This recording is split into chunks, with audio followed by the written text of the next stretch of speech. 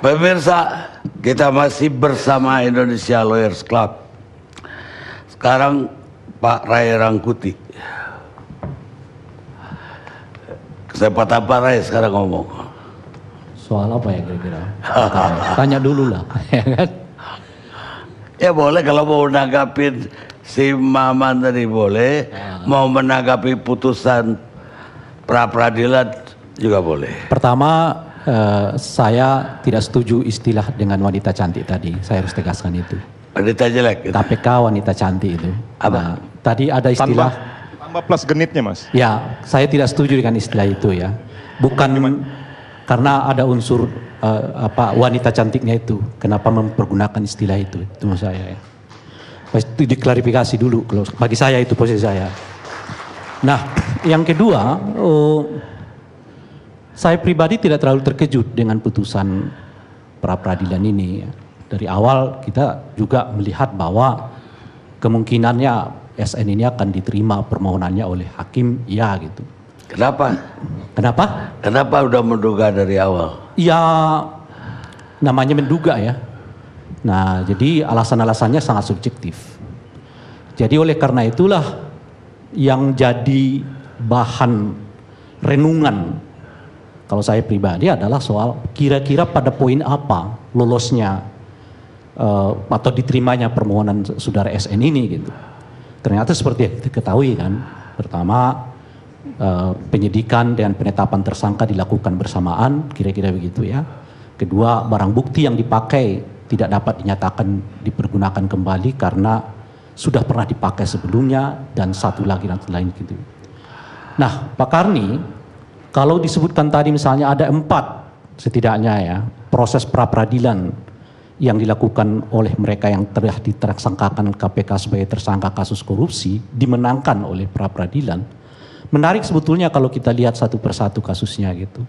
Misalnya dimulai dari BG.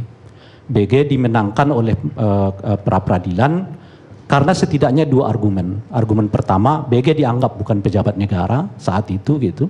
Untuk kali pertama dalam sejarah sepanjang yang kita ketahui, seorang polisi aktif yang kebetulan tidak diperintah untuk melakukan tugas-tugas keamanan itu tidak bisa dinyatakan sebagai pejabat negara. Itu istilah Pak Sarpin saat itu gitu. Jadi sekarang pertanyaannya sebetulnya efektif nggak mengubah polisi atau institusi polisi pasca putusan Pak Sarpin itu gitu. Kita masih kenal nggak semua polisi sekarang sebetulnya ada 2 definisi. Definisi polisi administratif yang tidak kena aturan pejabat negara, kira-kira gitu ya. Dan polisi penegak hukum yang kena aturan pejabat negara, kira-kira gitu. Nah, yang kedua adalah masuk ke soal seingat saya Pak Hadi Purnomo. Lagi-lagi alasannya karena penetapan dengan tersangka dengan penyidikan atau keluarnya sprindik itu bersamaan gitu. Masuk ke kasus Pak Ilham, wali kota. Saya agak lupa itu kasusnya apa gitu.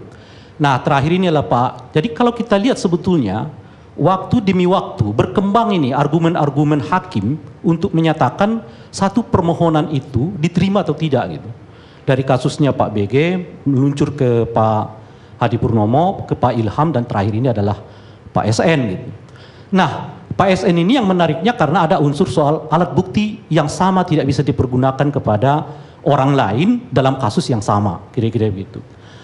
Saya bisa membayangkan betapa kepotnya KPK akan menghadapi pra-peradilan bila mana sesuatu yang secara umum lazim dipergunakan selama ini tiba-tiba di pengadilan diputuskan oleh hakim ternyata itu tidak sah, kira-kira begitu.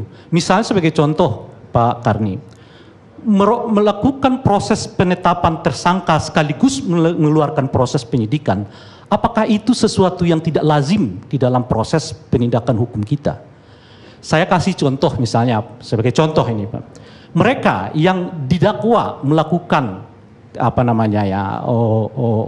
pidana makar, apakah mereka terlebih dahulu diperiksa oleh polisi lalu ditetapkan sebagai tersangka, atau ditahan dulu oleh polisi baru ditetapkan sebagai tersangka?